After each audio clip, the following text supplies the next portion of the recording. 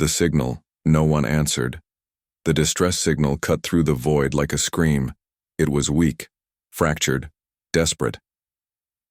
Commander Riley Davis stood on the bridge of the horizon's edge, her eyes locked on the flickering hologram in front of her. The message was barely coherent. Fragments of language, bursts of static, and beneath it all, the unmistakable sound of fear. "Play it again," she said quietly. Her communications officer, Lieutenant Chen, hesitated. "Commander, we've already listened to it 6 times. "It's the same. Play it." The bridge fell silent. The signal crackled to life once more. "Anyone, please. Worlds are burning. They won't stop. We have no weapons, no defenses. Please, if anyone can hear this, then nothing. Just the cold hum of empty space." Riley's jaw tightened. She knew that tone. She had heard it before, on colony stations under pirate raids, on mining outposts hit by natural disasters. It was the sound of people who had run out of options. "Where's it coming from?" she asked. Chen pulled up a star map. A small sector on the edge of known space lit up in red. The Quilven system. 3 planets. Population roughly 2 billion. They're a peaceful species, no military, no defense grid. They've been part of the Galactic Council for decades, but they've never needed protection before. "Until now," Riley muttered. Her tactical officer, Sergeant Kowalski, leaned forward. "Commander, the signal's been broadcasting for 48 hours. If the Council hasn't responded by now, they're not going to." Riley turned to him. "Why not?" Kowalski pulled up another image, a warship. Sleek, angular, covered in black armor plating. Its hull was scarred with the marks of 100 battles. "The Harith Empire," he said grimly. "They're the ones attacking. The Council won't touch them. Too dangerous. Too many ships. The last time anyone challenged the Harith, they glassed an entire moon just to make a point." Riley stared at the image. The Harith were feared across the galaxy, not because they were the strongest, but because they were ruthless. They didn't negotiate. They didn't retreat. They took what they wanted, and anyone who stood in their way was erased. "So the Council's just going to let them die?" Riley's voice was cold. "It's not our fight, Commander," Chen said softly. "We're a single ship. We're not equipped for a war." Riley didn't respond. She walked to the viewport and stared out at the stars. Somewhere out there, billions of innocent people were dying, and no one was coming to help them. That was the rule in the galaxy. You didn't fight the Harith. You didn't interfere in wars that didn't concern you. You stayed safe, stayed quiet, and you survived. But Riley had never been good at following rules. "Set a course," she said. The bridge went silent. Chen blinked. "Commander?" "You heard me. Set a course for the Quilven system. Maximum speed." Kowalski stood up. "Commander, with all due respect, this is insane. We're one ship, one crew. We can't take on the Harith Empire." Riley turned to face him. Her eyes were steel. "No, we can't. But we can buy those people time. We can give them a chance. And if no one else in this galaxy is willing to answer that call, then we will." She looked around the bridge at her crew, men and women who had followed her through impossible missions, who had trusted her when no one else would. "I won't order you to come with me," she said. "This isn't a sanctioned mission. If we do this, we're on our own. No backup, no reinforcements, just us." For a moment, no one moved. Then Chen smiled. "You think we'd let you have all the fun, Commander?" Kowalski grinned. "Guess we're going to war." One by one, the crew nodded. Riley felt a surge of pride. This was why she had chosen them. This was why humanity had earned its reputation across the stars, not because they were the strongest, but because they never turned their backs on those in need. "All right then," she said. "Let's go show the galaxy what humans do when someone calls for help." The horizon's edge turned in the void, its engines flaring to life. It was one ship against an empire, one crew against an army. The odds were impossible. But humanity had never cared much about odds. As they jumped into hyperspace, Riley stared at the star map. The Quilven system was waiting, and so was the Harith Empire. She didn't know if they would survive, but she knew one thing for certain: they were coming. The ship that refused to run, the horizon's edge, dropped out of hyperspace into chaos. Riley's hands gripped the armrests of her command chair as the view screen lit up with fire. 3 Quilven worlds hung in the distance, their surfaces glowing with the orange and red of burning cities. Above them, like vultures circling prey, were the Harith warships, dozens of them. "My God," Chen whispered. Riley counted 12 capital ships, each one 3 times the size of the horizon's edge. Around them swarmed smaller fighters and gunships, moving in tight formations as they descended on the defenseless planets below. "Are we picking up any Quilvan defenses?" Riley asked. Kowalski shook his head. "Nothing. No orbital platforms, no defense satellites, not even a single armed vessel. They're completely exposed." Riley's stomach twisted. The Quilvan had trusted in the protection of the Galactic Council. They had believed that peace and diplomacy would keep them safe. Now they were paying the price for that faith. "Commander, we're being scanned," Chen reported. "The Harith have detected us." On the view screen, one of the massive warships began to turn. Its weapon arrays lit up, targeting systems locking onto the horizon's edge. "They're hailing us," Chen said. "Put it through." The image shifted. A Harith commander appeared, tall, covered in dark-scaled armor with eyes that burned like molten gold. When it spoke, its voice was a low growl that seemed to shake the bridge. "Human vessel, you have entered a war zone. Leave now or be destroyed." Riley stood from her chair and faced the screen. "This is Commander Riley Davis of the Horizon's Edge. We received a distress signal from the Quilvan people. We're here to render aid." The Harith commander's lips curled into something that might have been a smile. "The Quilvan are ours. Their worlds, their resources, their lives all belong to the Harith Empire now. You have no claim here, no authority. Leave, human, before you share their fate." Riley's voice didn't waver. "We're not leaving." Silence filled the bridge. Even her own crew stared at her in disbelief. The Harith commander leaned forward. "You are one ship. One fragile, insignificant ship. We are an empire. Do you truly believe you can stop us?" Riley met its gaze without flinching. "No, but I can slow you down." The Harith commander's eyes narrowed. For a moment it studied her, this small human who dared to stand in the way of an empire. Then it laughed. "Very well, human. Die with honor if that is what you wish. All ships, destroy them." The transmission cut off. "Commander, all 12 capital ships are powering weapons," Kowalski reported, his voice tight. "We've got maybe 30 seconds before they open fire." Riley turned to her crew. "Chen, send a message to the Quilvan surface. Tell them help has arrived. Kowalski, I want full power to forward shields. Divert everything. Life support, non-essential systems, even the coffee maker if you have to." "What's the plan, Commander?" Kowalski asked. Riley's eyes burned with determination. "We're going to do what humans do best.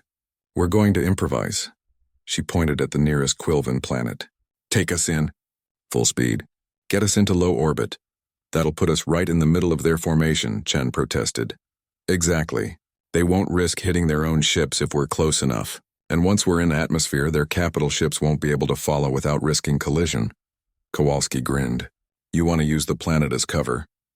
And their own ships as shields," Riley confirmed. "It won't stop them forever, but it'll buy us time." The horizon's edge surged forward, engines screaming as it dove toward the burning planet below. Harith fighters peeled off to intercept, plasma fire lighting up the void. "Evasive maneuvers," Riley shouted.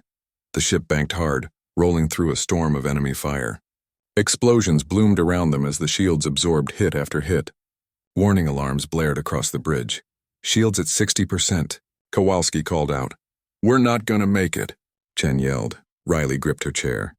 "Yes, we are." "Hold course!"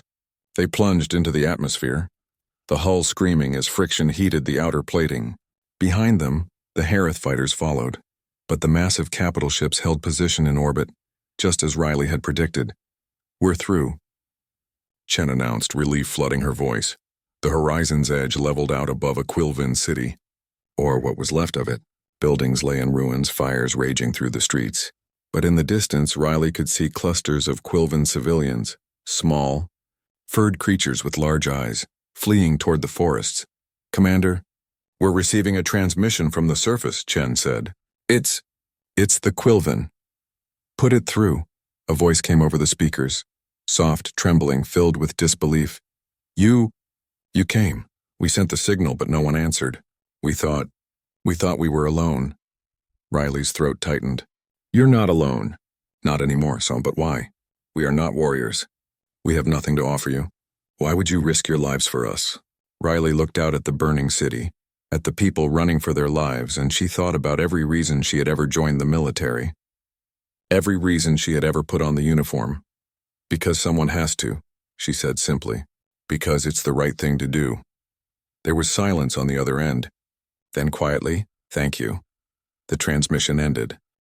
Kowalski looked up from his console. "Commander, the Harith are regrouping. They're sending dropships to the surface. Looks like they're not taking any chances. They're going to hunt down every last Quilvan on foot." Riley's jaw set. "Then we stop them." "How?" "We're one ship." Riley turned to her crew, and for the first time since they'd arrived, she smiled. "Then we become an army." She activated the ship-wide comm. "All hands, this is the commander. We're going planetside. Grab every weapon we have, every piece of equipment that can help.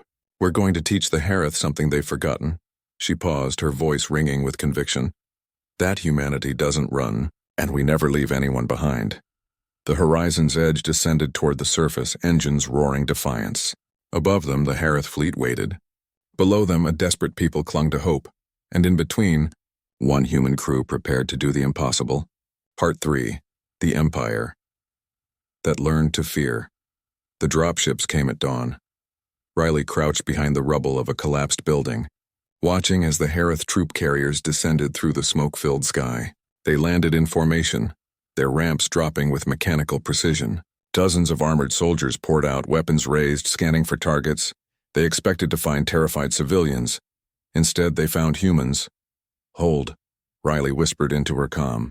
"Wait for my signal." Around her, hidden in the ruins, her crew waited. They had spent the night fortifying positions, setting traps, and doing something no one in the galaxy had thought to do. They had armed the Quilvan. It hadn't been easy. The Quilvan were farmers, artists, teachers. They had never held a weapon in their lives. But Riley had seen the fire in their eyes when she had asked them a simple question. "Do you want to survive?" Now scattered among the human defenders, Quilvan civilians crouched with makeshift weapons, mining tools, industrial cutters, anything they could use. Their hands trembled, but they didn't run. The Harith advanced through the ruins, confident, arrogant. "Now," Riley said. The world exploded. Charges detonated beneath the Harith formation, hurling soldiers into the air. Plasma fire erupted from the ruins as Riley's crew opened up with everything they had. The Harith, caught completely off guard, scrambled for cover. "Move! Move! Move!" Riley shouted. Her team shifted positions, never staying in one place long enough for the enemy to lock on. It was guerrilla warfare, hit and run, strike and fade. The Harith had the numbers and the firepower, but the humans had something more valuable. Experience. A Harith soldier rounded a corner, weapon raised. Before it could fire, a Quilvan civilian swung a heavy metal pipe, striking it across the helmet. The soldier stumbled, and Kowalski finished it with a precise shot. The Quilvan stared at the fallen enemy, eyes wide with shock. "You did good," Kowalski said, clapping him on the shoulder. "Now move before his friends show up." The battle raged through the city. The Harith, expecting an easy slaughter, found themselves in a grinding urban fight. Every street was a trap, every building a potential ambush, and leading them all was Riley Davis, a human who refused to give an inch. "Commander, we've got a problem," Chen's voice crackled over the comm. "Long-range sensors are picking up reinforcements. The Harith are sending their heavy armor." Riley ducked as plasma fire scorched the wall above her head. "How long?" 10 minutes. Maybe less." Riley's mind raced. They had bloodied the Harith, proven they could fight back. But heavy armor would change everything. Tanks, walkers, artillery. Her small force couldn't stand against that. Unless... "Chen, can you get back to the ship?" "Maybe. Why?" Riley smiled grimly. "Because I need you to do something crazy." 8 minutes later, the Harith heavy armor rolled into the city. Massive war machines, each one bristling with weapons. They advanced in formation, crushing rubble beneath their treads, sensors sweeping for targets. The Harith commander stood in the lead tank's turret, surveying the devastation. The human resistance had been surprising, but it was over now. With this firepower, nothing could stop them. Then he heard it, a sound that didn't belong in a war zone. Music, old Earth rock music, blasting at full volume from speakers mounted on the horizon's edge as it roared overhead. The ship came in low and fast, its weapons blazing. Missiles streaked down, slamming into the armored column. Explosions rippled through the formation as tanks erupted in flames. "All ground units now," Riley shouted. From every direction, the defenders attacked. Quilvan civilians hurled improvised explosives. Human soldiers fired anti-armor rounds at exposed joints and weak points. The Hareth, caught between air and ground assault, fell into chaos. The Horizon's Edge made another pass, Chen's voice coming through the comm with barely contained excitement. "How's that for air support, Commander?" "Beautiful." Riley laughed, firing as she ran. "But don't get cocky, we're not done yet." The battle turned into a rout. The Hareth, so used to easy victories, had never faced an enemy that fought like this with courage, creativity, and absolute refusal to surrender. They began to retreat, falling back toward their dropships, but Riley wasn't letting them leave that easily. "Target their transports," she ordered. The Horizon's Edge adjusted its trajectory, weapons locking onto the grounded dropships. One by one they exploded, cutting off the Hareth's escape route. The remaining soldiers, trapped and surrounded, dropped their weapons. It was over. Riley stood in the center of the ruined city, breathing hard, covered in dust and burns. Around her, her crew and the Quilvan defenders emerged from cover. They were battered, exhausted, but alive, and they had won. A Quilvan elder approached, tears streaming down his furred face. "You did it. You saved us," Riley shook her head. "No, you saved yourselves. We just showed you how."